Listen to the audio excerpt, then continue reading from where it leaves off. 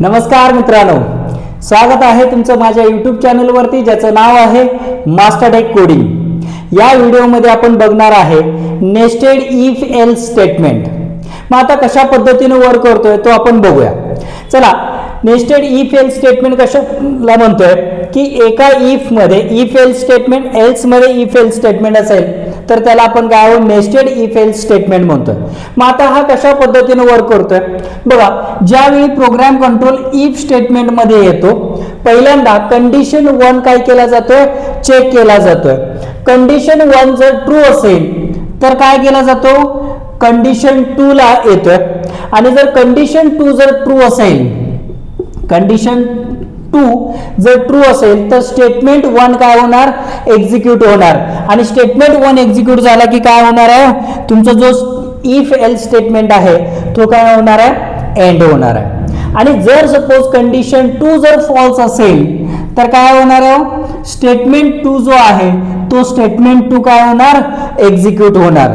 आणि statement 2 execute झाला की डायरेक्टली तो काय होणार आहे, एंड ऑफ द स्टेटमेंट होणार। ओके, बघा पहिल्यांदा ज्यावेळी प्रोग्राम कंट्रोल इफ स्टेटमेंट मध्ये येतोय, कंडिशन 1 चेक केली जाते। कंडिशन 1 जर ट्रू असेल तर ह्या इफ स्टेटमेंट मध्ये येतोय। मग ह्या इफ स्टेटमेंट मध्ये आला, कंडिशन 2 चेक केला जातोय। कंडिशन 2 जर ट्रू असेल तर स्टेटमेंट 1 एक्झिक्यूट होणार आहे। आणि स्टेटमेंट 1 एक्झिक्यूट झाला की काय होणार आहे, एंड ऑफ स्टेटमेंट। आणि जर कंडिशन 2 जर फॉल्स असेल तर काय होणार आहे, स्टेटमेंट 2 एक्झिक्यूट होणार आहे। आणि स्टेटमेंट 2 एक्झिक्यूट झाला की काय होणार आहे, एंड ऑफ स्टेटमेंट। आणि जर का सपोज कंडिशन 1 जर फॉल्स असेल तर एल्स मध्ये तो कंडिशन काय हो, 3 ला येणार। एल्स मध्ये जो इफ स्टेटमेंट आहे त्या इफ स्टेटमेंट मध्ये येणार आणि कंडिशन 3 काय केले जातोय, चेक केला जातोय। कंडिशन 3 जर ट्रू असेल तर स्टेटमेंट काय होणार, 3 एक्झिक्यूट होणार। आणि स्टेटमेंट 3 एक्झिक्यूट झाला की काय होणार, एंड ऑफ स्टेटमेंट एक्झिक्यूट होणार, म्हणजे एंड ऑफ स्टेटमेंट होणार। आणि जर कंडिशन 3 जर फॉल्स असेल तर काय होतं, स्टेटमेंट 4 जो आहे तो स्टेटमेंट 4 काय होतं, एक्झिक्यूट होतोय। आणि स्टेटमेंट 4 एक्झिक्यूट झाला की काय होणार, एंड ऑफ स्टेटमेंट। मग ह्या पद्धतीने काय हो, नेस्टेड इफ एल्स स्टेटमेंट काय होतं, वर्क होतोय। चला तर मग आपण एक प्रोग्राम बघूया आणि त्या प्रोग्राम थ्रू आपण समजून घेऊया की नेस्टेड इफ एल्स स्टेटमेंट कशा पद्धतीने वर्क होतोय। मग आता ह्या प्रोग्राम मध्ये आपण काय बघणार आहे, तर 3 नंबर आपण एंटर करून घेणार आहे आणि त्या 3 नंबर मधला मॅक्झिमम नंबर आपण काय करणार आहे, प्रिंट करणार आहे। चला तर मग प्रोग्राम सुरुवात करूया। पहिल्यांदा काय आहे, hash include stdio.h int main. Okay, मग आता 3 नंबर आपल्याला एंटर करून घ्यायचा म्हणल्यावरती 3 व्हेरिएबल आपल्याला लागणार आहे। इंट a, b, c हे 3 व्हेरिएबल घेतलेले आहेत। मग युजर कडनं एंटर करून घेण्यासाठी काय हो, print F enter 3 number, enter 3 number. आणि स्टोअर करण्यासाठी आपण काय स्कॅनिफ फंक्शनचा यूज करतोय। 3 व्हॅल्यू स्टोअर करायचं आहे, त्यामुळे काय येणार, %d ampersand a, ampersand b, ampersand c। Okay, मग आता 3 नंबर आपल्याकडे आलेले आहेत। मग आपल्याला चेक करायचं आहे की 3 पैकी कुठला मॅक्झिमम नंबर आहे। मला आता सांगा की 3 नंबर आहेत आणि त्या 3 नंबर मधला मॅक्झिमम नंबर कुठला आहे हे आपल्याला माहित असणार आहे का, नाही माहित असणार। मग आपण काय करतो, अजम्पशन करतोय। काय अजम्पशन करतोय बघा, की पहिल्यांदा मी अजम्पशन करतोय की a is greater than b। मी काय अजम्पशन केलं की a मोठा आहे b पेक्षा। जर सपोज आपला अजम्पशन खरं ठरलं, याचा अर्थ काय झाला की a मोठा आहे b पेक्षा। मग आता मला परत काय पुन्हा बरोबर चेक करायला पाहिजे, c बरोबर चेक करायला पाहिजे। मग मी चेक करणार काय हो, की इफ की a is greater than c आहे का, a is greater than c आहे का। जर सपोज हे सुद्धा कंडिशन जर ट्रू झालं तर याचा अर्थ काय असणार आहे, a मोठा असणार आहे, अदरवाइज काय हो, c मोठा असणार आहे। मग आता आपण इथं काय प्रिंट करणार, print F a is max, नसेल तर काय हो, c is max, print F c is max. Okay, clear झाला. आणि आपण जो अजम्पशन घेतलेला होता तो जर अजम्पशन काय झाला, खोटा झाला, म्हणजे कंडिशन तुमचा झाला काय हो, फॉल्स झाला, तर काय असणार आहे, बी हा काय असणार आहे, मोठा असणार आहे. मग आता परत मला आता चेक करायला पाहिजे काय हो, की if B is greater than C आहे का, बरोबर आहे. एक बी हा मोठा आहे कुणापेक्षा, ए पेक्षा, पण सी राहिला. बस आता चेक करायचं काय, बी इज ग्रेटर दॅन सी आहे का. जर असेल तर काय हो, बी मॅक्सिमम असणार आहे, B is max. Okay. Else जर नसेल तर काय हो, सी इज मॅक्स. मग printf C is max. Okay. मग अशा पद्धतीने हा प्रोग्राम आपला काय हो, एंड झालेला आहे. चला तर मग आपण बघूया नंबर घेऊन.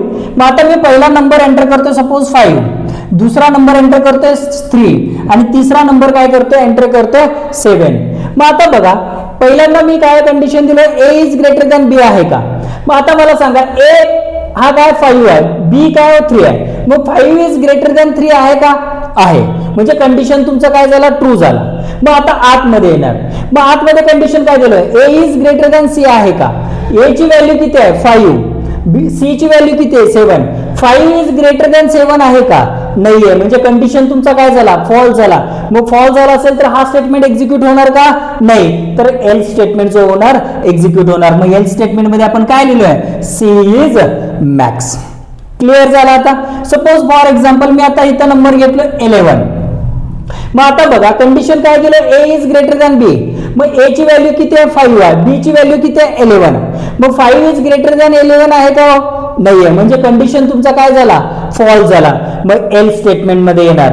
मग एल्स मध्ये काय लिहिलंय, बी इज ग्रेटर दॅन सी.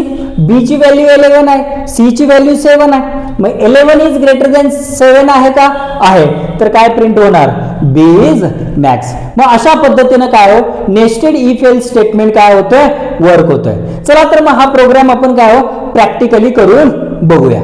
चला तर मित्रांनो बघूया नेस्टेड इफ एल्स स्टेटमेंट कशा पद्धतीने वर्क होतोय. मग आता आपण एक प्रोग्राम बघणार होतो काय हो, की 3 नंबर आपल्याला युजरकडनं एंटर करून घ्यायचा आहे आणि त्यामधला मॅक्झिमम नंबर आपल्याला काय करायचा आहे, फाइंड आउट करायचा आहे. मग त्यासाठी काय हो, पहिल्यांदा हॅश इन्क्लूड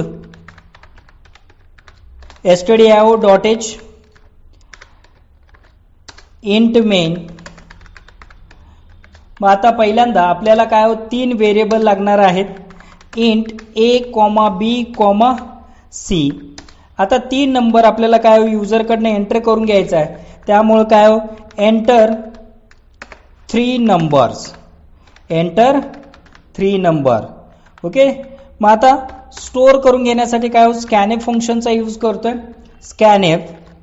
आता 3 व्हॅल्यू स्टोअर करायच्या, त्यामुळे %d, comma ampersand a, comma ampersand b, comma ampersand c. मग हे 3 व्हॅल्यू आपण काय युजरकडनं एंटर करून घेतलेले आहेत. मग आता आपल्याला काय चेक करायचं आहे, की ह्या 3 नंबरपैकी मॅक्झिमम नंबर कुठला आहे तो. मग पहिल्यांदा आपण कंडिशन काय दिलता, की काय ए is greater than B.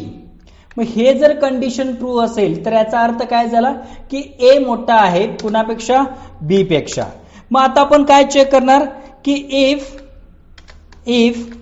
A is greater than C आहे का. जर suppose A is greater than C असेल तर काय हो, प्रिंटफ ए इज मॅक्झिमम, म्हणजे ए हा काय असणार आहे, मोठा असणार आहे. ओके. अँड एल्स काय हो, सी काय असणार आहे, मोठा असणार आहे. ओके. मग सी इज मॅक्स. ओके. ह्या पद्धतीने काय हो, वर्क होणार आहे. मग आता नेक्स्ट काय हो, एल्स जर suppose A is greater than B नसेल तर काय असणार आहे, बी इज मॅक्झिमम. मग आता मला चेक काय करायचं आहे, की if B is greater than C आहे का. जर सपोज बी मोठा असेल सी पेक्षा तर काय हो, प्रिंट करायचं आपल्याला B is max. Okay. And else जर सपोज बी मोठा नसेल तर काय असणार आहे, सी इज मॅक्स. मग printf C is max. Okay, चला मग आपण प्रोग्राम काय हो रन करून बघूया. लास्टला रिटर्न 0 सेव्ह करतो अँड बघा आता रन करूया. आपल्याला काय आउटपुट भेटतोय तो बघूया.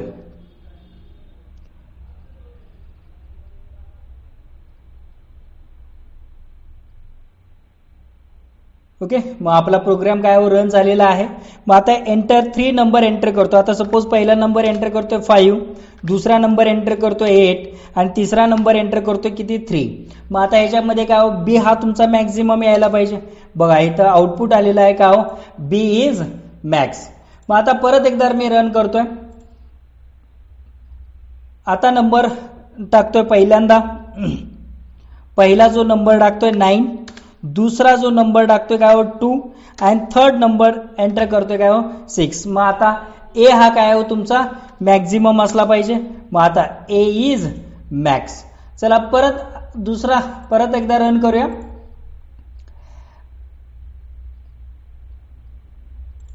बघा आता पहिला जो नंबर टाकतोय काय हो 3 एंटर करतोय, दुसरा जो नंबर टाकतोय तो 7 एंटर करतोय आणि थर्ड जो नंबर एंटर करतोय तो काय 11 एंटर करतोय. मग आता सी इज मॅक्स आलेला आहे.